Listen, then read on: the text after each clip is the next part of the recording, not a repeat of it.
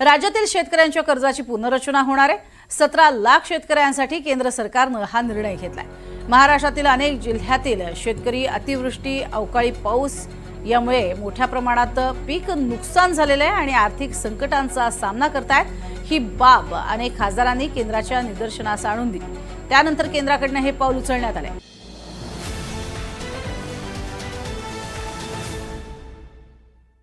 शेतकऱ्यांसाठी अतिशय महत्त्वाचा अपडेट आलेला आहे, तरी व्हिडिओ सर्वांनी शेवटपर्यंत बघा। खुल्या बाजारामध्ये कापूस दरामध्ये झाली सुधारणा। परभणी हिंगोली जिल्ह्यातील परिस्थिती तर सीसीआयच्या खरेदीमध्ये लागला ब्रेक। परभणी आणि हिंगोली या दोन जिल्ह्यात सीसीआय व खासगी मिळून 12,53,718 क्विंटल कापूस खरेदी झाला असून खासगी व्यापाऱ्याकडून प्रति क्विंटल 7,200 ते 8,000 रुपये दर मिळाले, अशी माहिती राज्य सहकारी कापूस उत्पादक महासंघाच्या सूत्रांनी दिली। तूर 8,100 आणि सोयाबीनला 5,400 रुपये भाव। अक्कलकोट तालुक्यातील दुधुनी येथील शांतलिंगेश्वर मार्केट कमिटीत तुरीला व सोयाबीनला हमी भावापेक्षा जास्तीचा दर मिळाला। हळदीच्या दरात क्विंटल मागे 1,000 रुपयाची घसरण झाल्याचे दिसून येते। 24 जानेवारी रोजी झालेल्या लिलावात कांडी हळद 13,200 ते 15,400 रुपये आणि गट्टू हळद 11,100 ते 13,900 रुपये दराने विक्री झाली। हरभऱ्याचे दर घसरले। केंद्र सरकारने हरभऱ्याचा हमी भाव 210 रुपयांनी वाढवून 5,650 रुपये प्रति क्विंटल निश्चित केला आहे। मात्र बाजार समितीमध्ये सध्या हरभऱ्याची सरासरी खरेदी 5,200 रुपये प्रति क्विंटल दराने होत असल्याने शेतकऱ्यांमध्ये निराशेचे वातावरण आहे। प्रधानमंत्री आवास योजना अंतर्गत 28 लाख घरकुलामध्ये भेटणार सौर मशाल। राज्य शासनाचा आनंद प्रकाश तर लाभार्थ्यांना राज्य शासनाच्या वतीने प्रत्येकी 50,000 रुपयाचे अतिरिक्त अर्थसहाय्य देऊन या घरकुलावर सौर ऊर्जा प्रणाली कार्यान्वित करण्याची प्रक्रिया हाती घेण्यात आली आहे। यंदा औषधी पांढरा कांदा फेब्रुवारीमध्ये बाजारात दाखल होणार असून पाऊस लांबल्याने बसला फटका, तसेच लागवडही झाली उशिरा।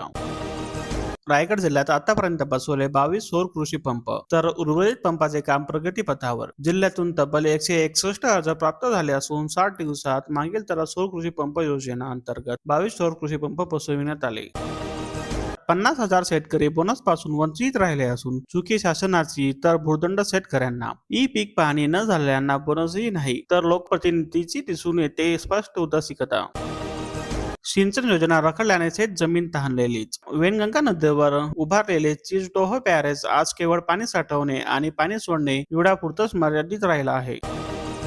गडचिरोलीमध्ये 88,000 घरी लागले स्मार्ट मीटर। ऑनलाईन रीडिंगमुळे वाढणार पारदर्शकता तर जिल्ह्यातील ग्राहकांचा आता विरोध मावळला, तसेच ग्रामीण भागातही मिळतोय ग्राहकांचा प्रतिसाद। दुसळा कांद्री परिसरात हरणांचे कळप शेतामध्ये। रब्बी पिकाचे होते नासाडी तर वन्य प्राण्यांचा उपद्रव। वन विभागाने तत्काळ झटका मशीन उपलब्ध करून देण्याची मागणी शेतकरी करत आहे।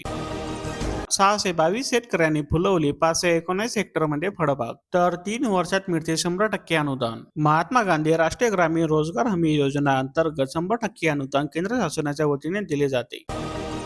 4,000 शेतकऱ्यांना मिळणार दिवसा वीज पुरवठा। यवतमाळ मधील लाडखेड मांगला देवीच्या शेतकऱ्यांना दिलासा मिळाला असून सिंचन वाढवण्यास होईल हातभार। लाडक्या बहिणींच्या अर्जाची फेर तपासणी करा, पालकमंत्री डॉक्टर पंकज भोयर यांनी दिले आदेश। तर दुरुस्तीसाठी ग्रामस्तरावर विशेष शिबिरे घेण्याचे निर्देश। रब्बी पिकावर किडीचा प्रादुर्भाव होत असून पीक वाचवण्यासाठी शेतकरी करत आहे धडपड। महागडे औषध व खतामुळे खर्चात झाली मोठी वाढ, तर शेतकरी सापडले आर्थिक कोंडीमध्ये। तसेच ढगाळी वातावरणाचा पिकांवर होत आहे परिणाम।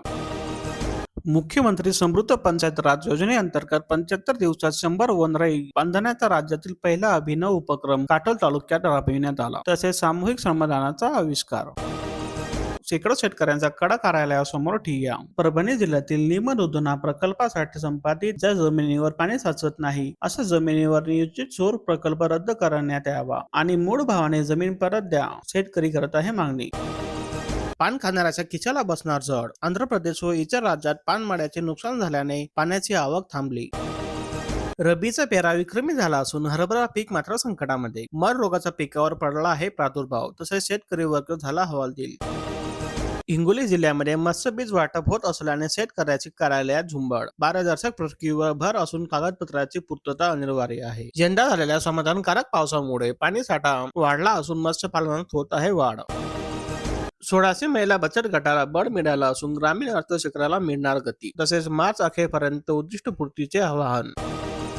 शासनाच्या पीक स्पर्धेकडे शेतकऱ्यांनी फिरवली पाठ. केवळ 77 शेतकऱ्यांचा सहभाग तर खरीपापाठोपाठ रब्बीतही ती स्थिती. खरीपात केवळ 77 अर्ज प्राप्त झाले होते. तालुका पातळीवर 5,000, जिल्हा पातळीवर 7,000 तर राज्य पातळीवर 50,000 रुपयांचे प्रथम बक्षीस होते.